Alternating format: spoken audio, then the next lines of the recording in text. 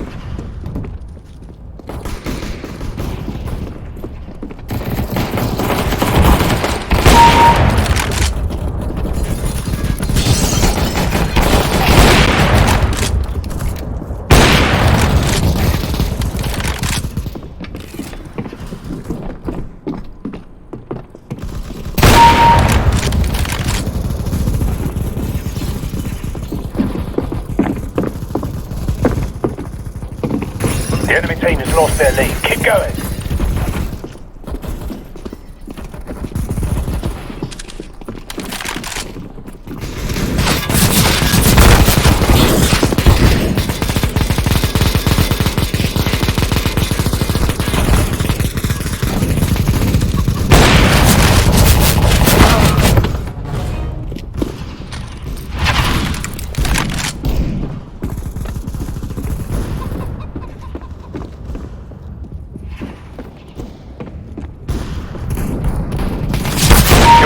First to reach halfway. That's the one, yeah.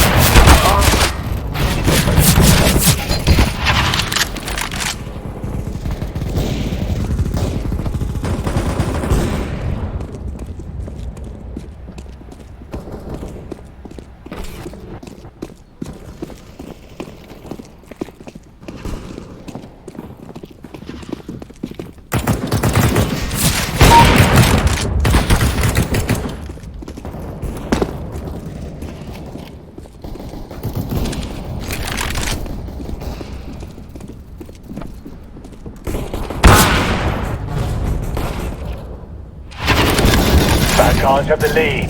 Time to play catch up.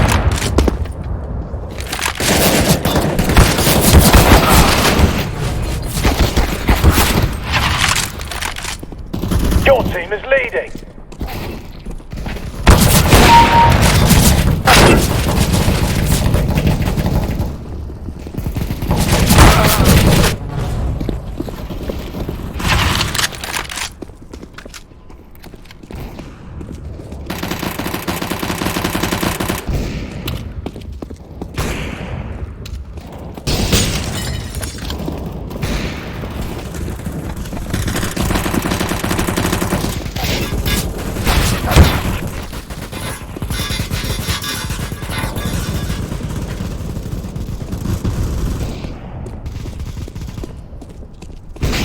The enemies have gotten ahead. Rein them in. They've taken the lead.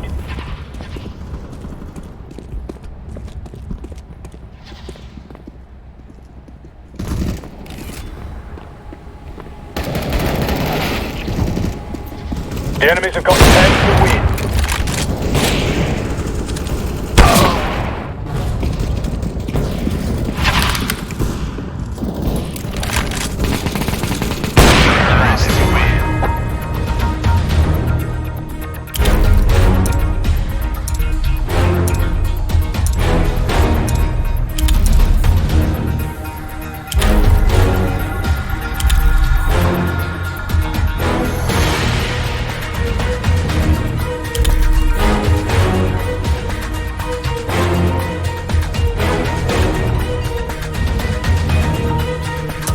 Grand Zero One Gaming.